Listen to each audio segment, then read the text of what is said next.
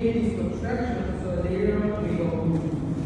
Let's do your release and reverse way. Yes, and then from here, 1, 2, 3. I prepare reverse correction. Stand next to her, so you gain space. Then we go 5. Look at her number 6. Yes, and then from here is 2, 7, and 8. My weight is gonna be on the right. Now the left is free, so I can cross forward. Go number 1, and then after the relay, I go with my chest.